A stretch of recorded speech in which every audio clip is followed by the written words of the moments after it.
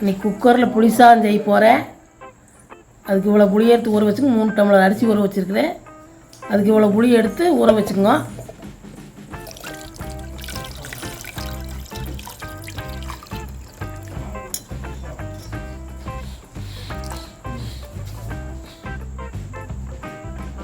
இந்த டம்ளரில் 3 டம்ளர் அரிசி ஊற வச்சுருக்கிறேன்.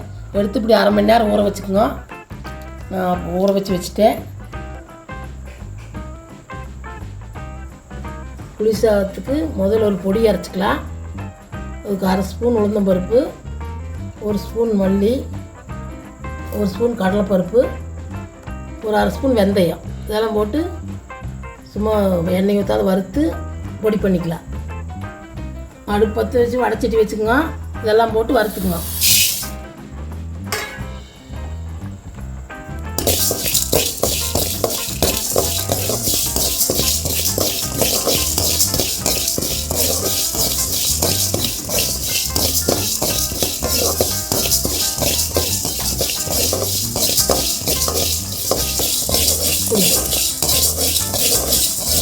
இந்த அளவுக்கு வறுத்துக்கு செவக்கம் ஒரு விளையாட்டு கொட்டி ஆற வச்சுக்கலாம்.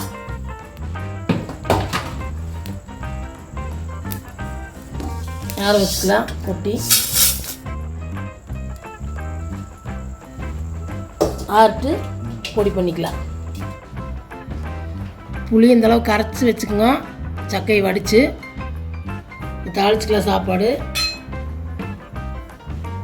தாளிக்கிறதுக்கு பார்த்திங்கன்னா ஒரு 10-20 சின்ன வெங்காயம், ஒரு 10 பல் பூண்டு, கொஞ்சம் மஞ்சள்தூள், கொஞ்சம் கருவேப்பிலை, கொஞ்சம் நிலக்கடலை,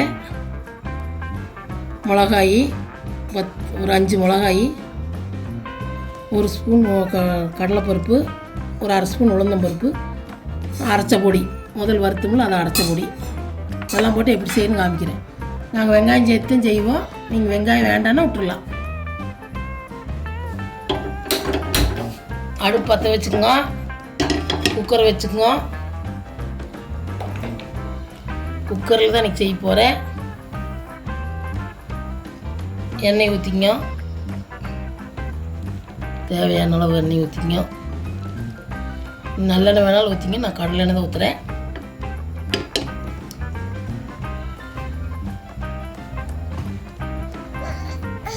எண்ணெய் காயிட்டு எண்ணெய் காஞ்சிருச்சு. கடுகு சேர்த்துக்கலாம். கடுகு பொரிட்டு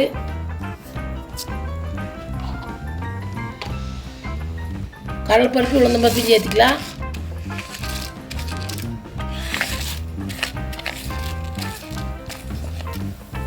எல்லாம் செவக்கட்டு கடுகு பொரிட்டு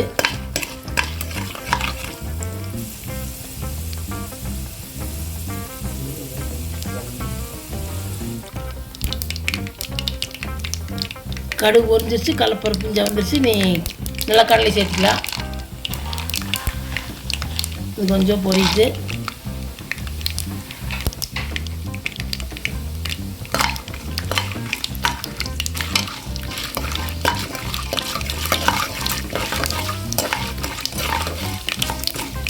வறுக்காத கடலை வறுத்தா இருந்தால் அப்படி ஓட்ட வேண்டியதில்லை. வறுக்காத பச்சைக்கடலை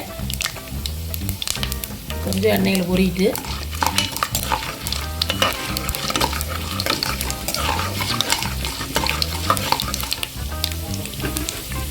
கொஞ்சம் பொரிஞ்சிருச்சு. நீ வெங்காயத்தை சேர்த்துக்கலாம். பூண்டையும் சேர்த்துக்கலாம்.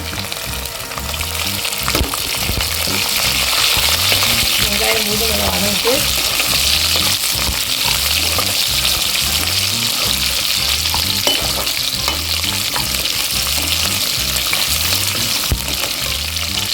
மிளகாயும் சேர்த்துக்கலாம். கருவேப்பிலையும் சேர்த்துக்கலாம்.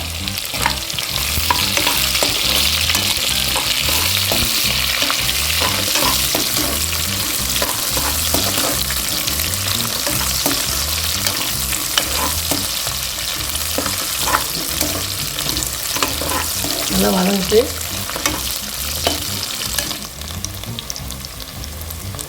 வெங்காயமெல்லாம் வதங்கிருச்சு. கொஞ்சம் பெருங்காயத்தூள் சேர்த்திங்க. இதில் தேவையான அளவு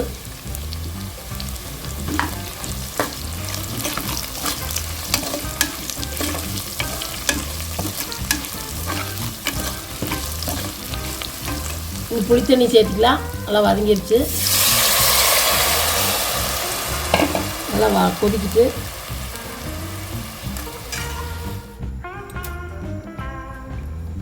தேவையான உப்பு சேர்த்துக்கலாம்.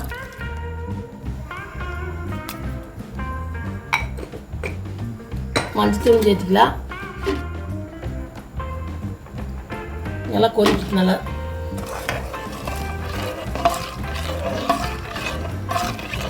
கொஞ்சம் கொதிக்கிட்டு அப்புறம் அரைச்சி வச்ச பொடியை சேர்த்துக்கலாம்.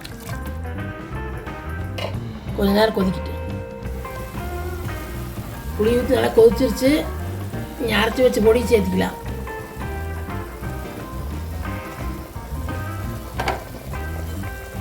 இதையும் சேர்த்து நல்லா கொதிக்கிட்டு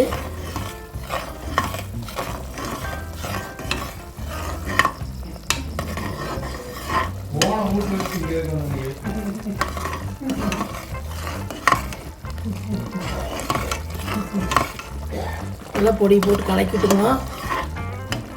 நல்லா கொதிக்கிட்டு அரிசி சேர்த்துக்கலாம். கொஞ்ச நேரம் கொதிக்கிட்டு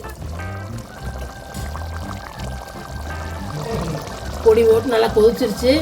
நீ தண்ணி சேர்த்துக்கலாம். இதில் ஒரு 2 டம்ளர் தண்ணி இருக்குது. இதில் 7 டம்ளர் வச்சுருக்கேன். நான் 1 டம்ளருக்கு 3 டம்ளர் ஊற்றுவேன். நீங்கள் அரிசிக்கு தகுந்த மாதிரி ஊற்றிங்க. இது 5060 பழைய அரிசி. நீங்கள் வேறு அரிசியெல்லாம் போடணும்னா கொஞ்சம் கம்மியாக சேர்த்திங்க. நான் 1 டம்ளருக்கு 3 டம்ளர் சேர்த்துவேன். கொதிக்கிட்டு அரிசி சேர்த்திக்கலாம்.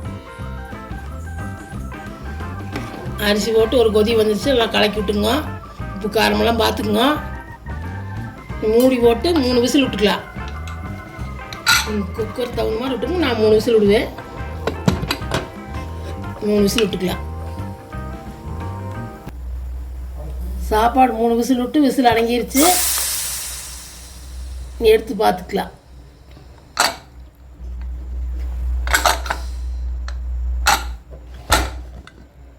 பாருங்கள், புளிசாதம் சூப்பராக வந்திருக்குது.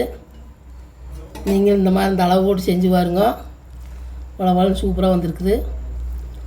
செஞ்சு பார்த்துட்டு வீடியோ பிடிச்சிருந்தா லைக் பண்ணுங்கள், ஷேர் பண்ணுங்கள், சப்ஸ்கிரைப் பண்ணுங்கள்.